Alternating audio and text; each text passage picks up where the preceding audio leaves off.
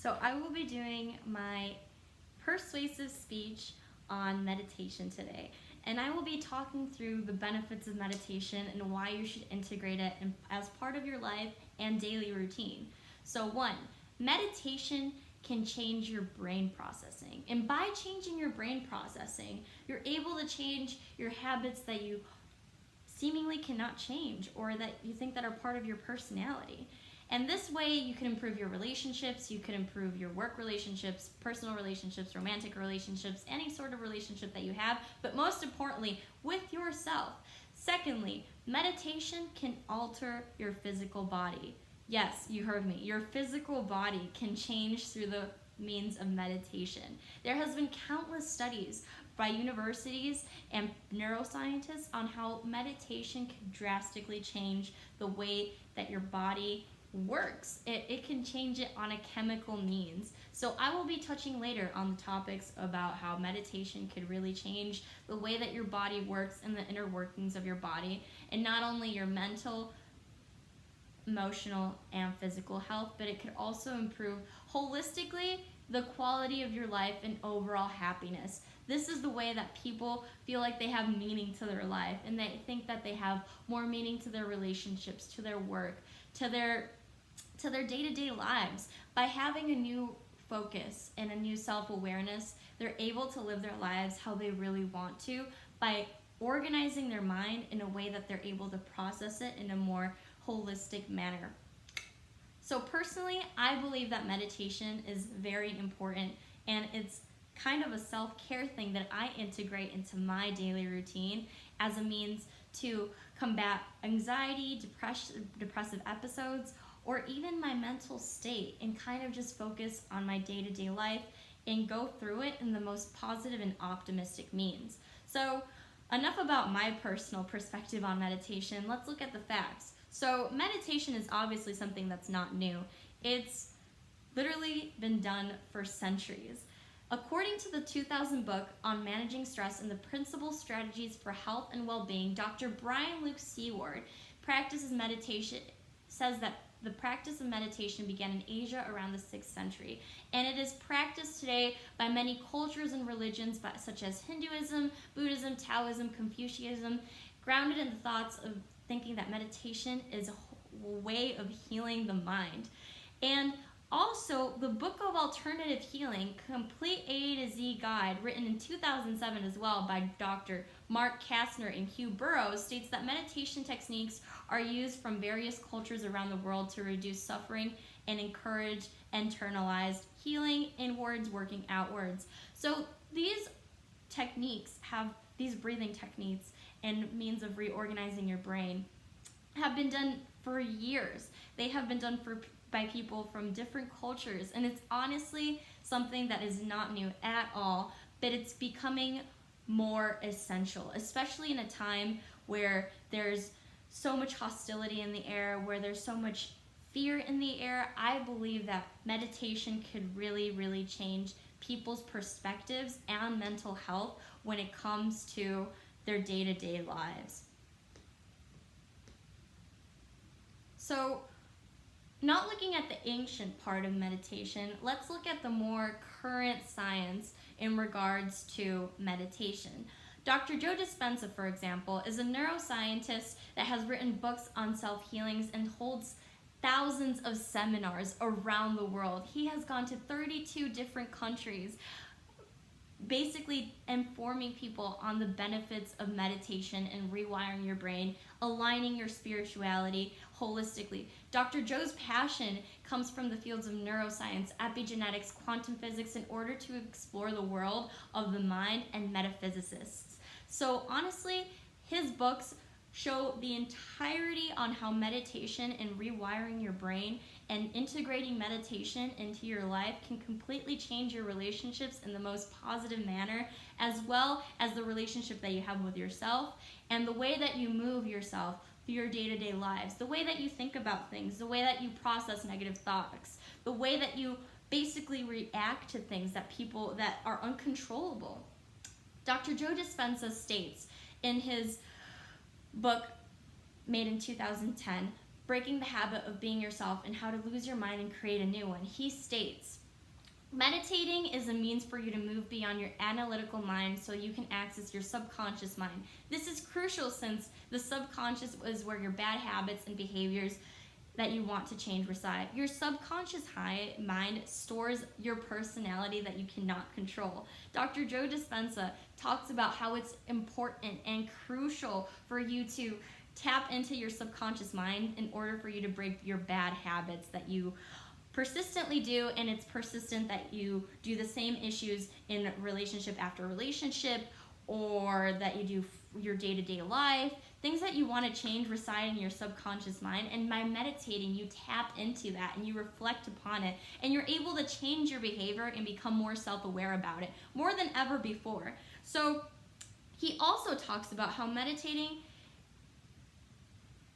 how the latest research on meditation supports the notion that we have the natural ability to change the mind and the body by thought alone.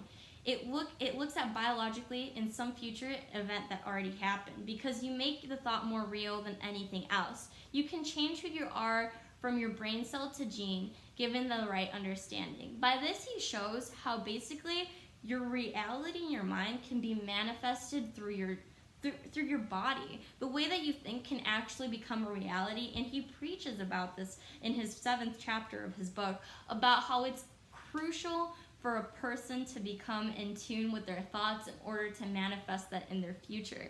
And by this, you're able to do your goals, you're able to achieve your goals, you're able to finish things, you're able to focus, you're able to make the most out of your day-to-day life and become the most productive you've ever been in your life ever.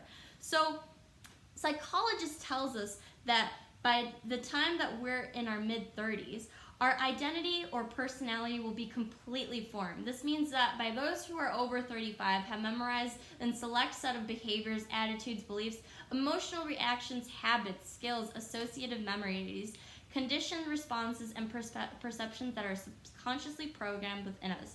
Those programs are running us because our body has become the mind. This means that we think the same thoughts and feel the same feelings, react the identical ways, and behave in the same manner and believe the same dogmas. They perceive the reality in the same ways. About 95% of those who hit their midlife is a series of subconscious programs that have become automatic, like driving a car, brushing your teeth, overreacting when they're stressed, worrying about their future, judging our friends, complaining about our future, blaming our parents, not believing in ourselves, and insisting in becoming chronically unhappy, just to name a few. So this is by breaking your habits and by breaking the fact that the way that you react can change and could drastically change your life, is a means for one to meditate. By not committing the same mistakes and by focusing on things that they have to work on within themselves, is a means to deal with their trauma, a means to deal with their past, a means to deal with their inner child. A lot of the trauma that happens within people comes from when they were children, and a lot of those wounds have not been healed at all. So the way to heal that is to tap in your subconscious mind, because you've been reacting the same way year after year, time after time, relationship after relationship, job after job. And this way, you're able to kind of manifest the fact that you can change and you are not hardwired. You are a human with a mind and a soul, that you could change your thoughts and you could change your person, rewire your brain in a way that can truly be essential and life-changing. By doing this and by meditating and by changing the way that you think about things and by learning your constant problems that you have over and over done, you're able to change that behavior because it's become repetitive. By changing the repetitive behavior through meditation, you're able to make those corrections within your behavior and overall make everything a lot better because those problems do not reside anymore. That leads me to sum up the meditative process, is that you have to break the habit of being yourself and reinvent a new self. Lose your mind and create a new one. Prune synaptic connections and nurture new ones. Unmemorize past emotions, recondition the body to a new mind and emotions, letting go of the past and creating a new future.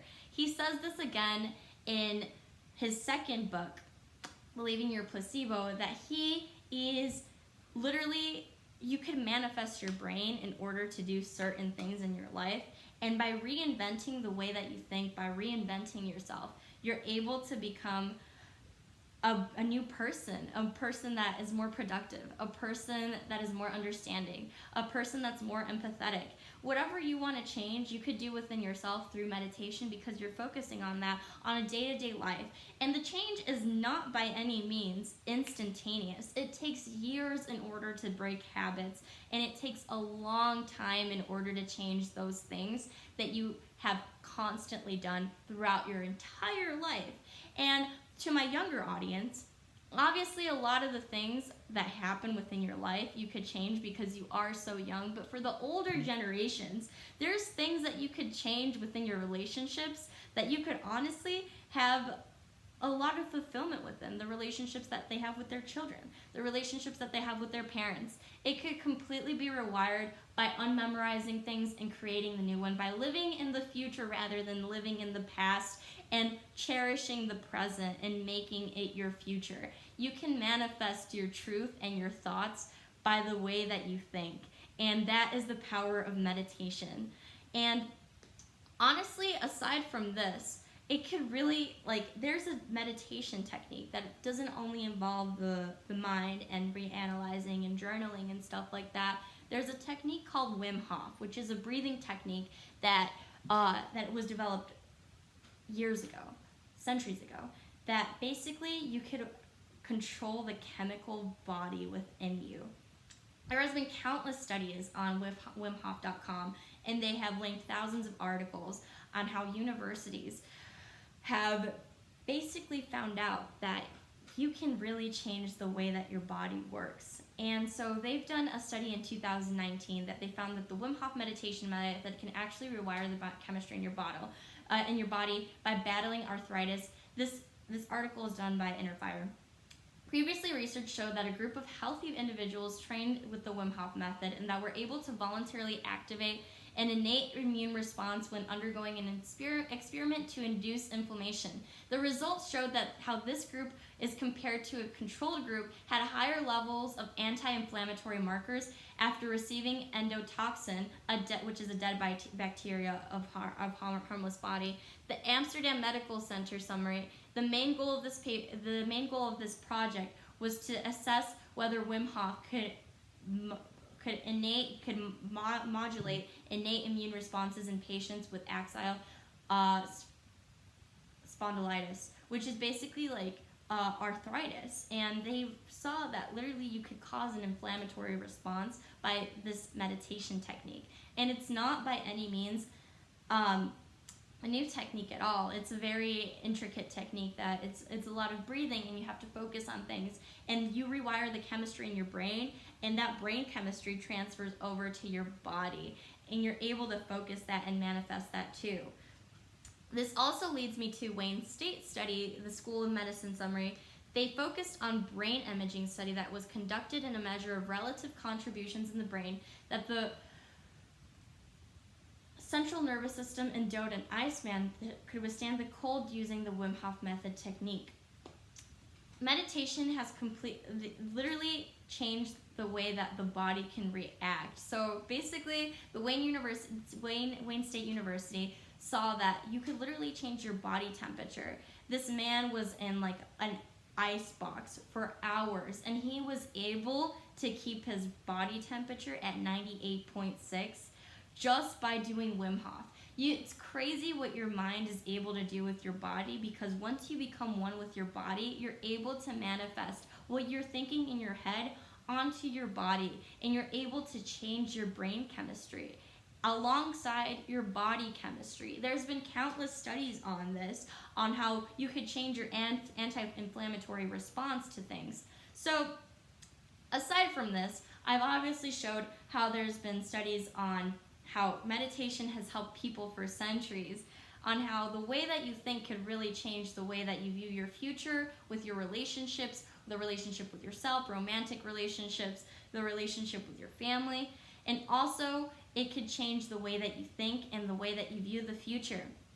Secondly, it could completely change your health not only your mental health, your emotional health, but also your physical health. There's been studies on this, I'm not making this up, that meditation can really, really change your life. Aside from this, I personally believe that meditation has helped me through my emotional health alongside my mental health, because it helps me focus on things that I have problematic within me, habits that I would like to change about me. And I'm not saying at all that I'm a perfect person. There's things that still are problematic and still persist, but through meditation I'm able to become self-aware of it. And since I do want to change it, and since I am aware of it, I do things in order to prevent that from happening within a relationship, or within myself, or within work, or within school. It's things that you could do innately in order to change the way that you think about things. So the specific sorts of meditations that I practice are Wim Hof, ascending alignment meditation, which is aligning your chakras, and mindfulness meditations, which is my main focus, is mindfulness. And being aware and self-aware and intuitive of yourself, and being aware of how you carry yourself through your life, through your relationships, through work, and through yourself. And by this, I'm saying that meditation could completely change the way that you view things through your day-to-day life. A lot of the times you cannot control what happens to you, but you could control the way that you react. By controlling the way that you react in a more geared, in a more kind, in a more empathetic manner, you're able to become a much better person and make the most out of your life. And it really heals your mind, it heals your body, it heals everything within you, and you're able to really be happy. And at the end of it, you just become a happier, more mindful, and more in tune person with your body and with your mind and with your thoughts. And you can't ignore your thoughts, you can't ignore your subconscious, because your personality and your behavior lives within your subconscious. So if you tap into that a little bit more, you'll be able to change your habits that you want to change. And you'll be able to strike the goals that you want to do, and you'll be able to do everything that you want to do. So that's all for today.